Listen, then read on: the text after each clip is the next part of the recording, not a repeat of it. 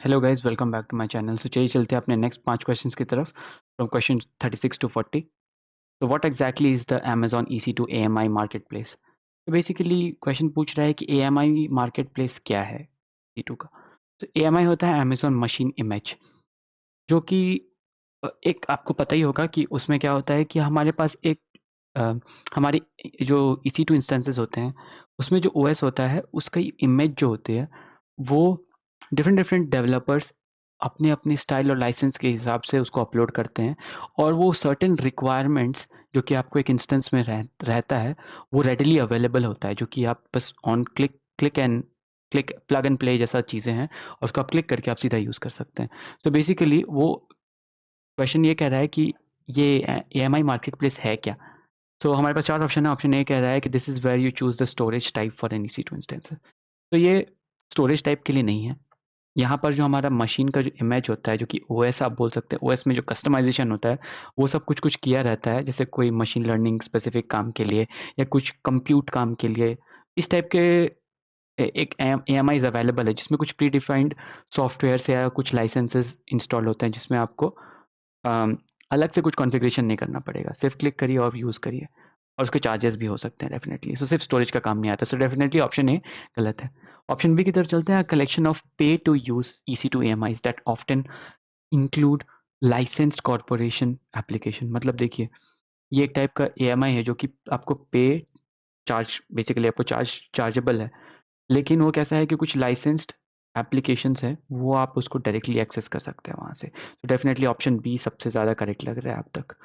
But option C की तरफ चलते हैं। The location of AMIs that you produce. ये लोकेशन स्पेसिफिक कुछ चीज़ें नहीं हैं। ये तो एक मार्केट प्लेस है जहाँ से आप कुछ भी चीज़ें खरीद सकते हैं। किसी भी डिफरेंट टाइप का AMI खरीद सकते हैं, जो कि दूसरे-दूसरे डेवलपर्स या कंपनीज़ अपलोड करके रखते हैं। तो ऑप्शन सी भी गलत है। ऑप्शन डी की तरफ चलते हैं। Where you choose to compute an EC2 instances capacity. ये सिर्फ EC2 इंस्टेंसेस की कैपेसिटी की बात नहीं है। यहाँ पर लाइसेंसिंग या फिर कोई एप्लीकेशन है जो कि मतलब एक इमेज क्रिएट करके दे दिया गया और आप यूज़ करिए, उसके लिए काम आता है। सो ऑप्शन डी भी गलत है। तो basically option B is the correct answer.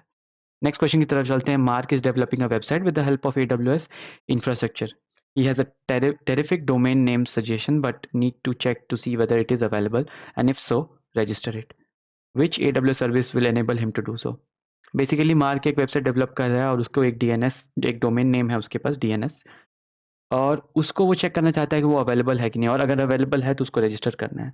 तो बेसिकली कौन सी AWS सर्विस इसमें आपको हेल्प करेगी? क्लाउड फ्रंट, जो कि है वो तो एक CDN है, तो डेफिनेटली वो हमें हेल्प नहीं करेगी क्योंकि वो DNS रिलेटेड काम नहीं करता है, वो एक कंटेंट डिलीवरी नेटवर्क है। ऑप्शन ए गलत है बेसिकली। ऑप्शन बी की तरफ चलते हैं। Domain services. तो डोमेन सर्विसेज यहाँ पर ऐसा कुछ है ही नहीं एक्चुअली AWS में देखा जाए तो बेसिकली ऑप्शन बी तो ऐसे भी गलत हो जाता है। ऑप्शन सी क्लाउड वॉच है। क्लाउड वॉच तो हमारी मॉनिटरिंग के काम आता है, तो वो तो हमें कुछ डोमेन नेम का हेल्प नहीं कर सकता है। सो ऑप्शन सी भी गलत है। सो लास्ट ऑप्शन बचता है ऑप्शन डी, जो कि होता है राउट 53। और राउट 53 हमें DNS सर्विसेज प्रोवाइड करता है और रूट 53 टेबल्स वगैरह आप उसमें बना सकते हैं। तो बेसिकली ऑप्शन डी हमारे लिए करेक्ट आंसर है। नेक्स्ट क्वेश्चन की तरफ चलते हैं। Paul has accessed his company's AWS account. He attempts to connect to EC2 instance but receives an error. What is the most likely cause of his inability to access EC2? तो अगर Paul क्या है, company का AWS account access कर रहा है और वो चाह रहा है कि एक EC2 इंस्टेंस को कनेक्ट करे, बट उसे एरर आ रही है। तो क्वेश्चन ये है कि उस एरर का रीज़न क्या हो सकता है इन चारों ऑप्शन में से? सो ऑप्शन ए कहता है there is no IAM access policy associated with his IAM user. बहुत ही ज़्यादा करेक्ट ऑप्शन ये लग रहा है मुझे, क्योंकि अगर आपके IAM यूज़र को उस पर्टिकुलर EC2 इंस्टेंस को एक्सेस करने का अगर पॉलिसी असाइन नहीं है, तो डेफिनेटली वो एक्सेस नहीं कर पाएगा। सो ऑप्शन ए अभी तक सबसे करेक्ट लग रहा है। Option B, he is not a member of IAM group.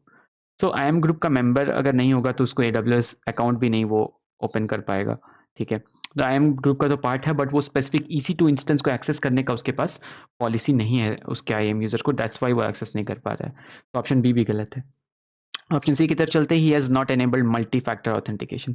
Multi factor authentication क्या होता है? वो एक सिक्योरिटी के लिए होता है कि अगर आप सिर्फ पासवर्ड से ऑथेंटिकेशन के अलावा आप एक और लेवल ऑफ ऑथेंटिकेशन या फिर सिक्योरिटी प्रोवाइड करना चाहते हैं, तो वो MFA प्रोवाइड करता है, बट उससे EC2 का कोई रिलेशन नहीं है। ऑप्शन सी भी गलत है।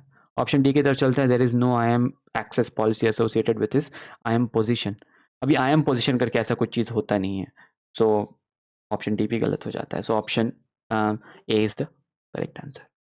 नेक्स्ट क्वेश्चन की तरफ चलते हैं. What is the name of a file uploaded to the S3? तो बेसिकली S3 में अगर कोई फाइल अपलोड होती है तो उसको हम लोग किस नाम से बोलते हैं? तो सेलेक्ट, हमारे पास 4 ऑप्शन है. स्टैटिक फाइल, नहीं, वो स्टैटिक फाइल नहीं कहते हैं क्योंकि ऐसा कुछ होता नहीं है स्टैटिक फाइल नाम का, क्योंकि फाइल्स तो हमारे पास डायनामिक भी हो सकते हैं, मतलब यानी कि वो एक ही फाइल का दूसरा दूसरा वर्जन आ सकता है हमारे पास. ऑप्शन बी है बकेट. बकेट तो हमें फाइल्स अपलोड को नहीं कहते. बकेट तो एक टाइप का, एक समझ लो आप फोल्डर जैसा चीज़ होता है S3 के अंदर में, जिसके अंदर आप different different type of document store कर सकते हैं. तो वो तो फाइल नहीं है. उस फाइल उसको बकेट हम नहीं कहते हैं फाइल अपलोडेड को. Option C folder. फोल्डर भी नहीं कहते हैं उसे, क्योंकि फोल्डर तो एक बकेट के अंदर क्रिएट किया जाता है. Option D object. यस, सो उसको एक ऑब्जेक्ट कहते हैं क्योंकि उसका नाम एक्चुअली होता है S3 objects. So D is the correct answer. Question 40 की तरफ चलते हैं. Which is the name of AWS RDS SQL database engine? So question कह रहा है कि RDS, तो AWS की RDS SQL डेटाबेस इंजन का नाम इस फॉलोइंग ऑप्शन में से कौन सा है? सो ए लाइट सेल. लाइट सेल तो हमारा डेटाबेस इंजन है ही नहीं, सो बेसिकली वो तो गलत ऑप्शन हो ही जाएगा. SNS तो है नोटिफिकेशन सर्विस, सो वो तो डेटाबेस का काम नहीं करता है. माई एसक्यूएल करके कोई ऐसा एक्सप्लिसिट कोई डेटाबेस इंजन है नहीं AWS का, सो वो तो गलत हो जाएगा क्योंकि वो खुद ही एक RDS के अंदर आता है. सो माई एसक्यूएल करके एक्सप्लिसिटली हमें कुछ अवेलेबल नहीं है AWS के अंदर. तो ऑप्शन सी भी गलत है. ऑप्शन डी बचता है अमेजॉन अरोरा, जो कि एक डेटाबेस इंजन है, जो कि एक RDS relational database service provide करता है. So option D is the correct answer. तो आई होप आपको ये पांचों क्वेश्चन समझ में आ गए होंगे.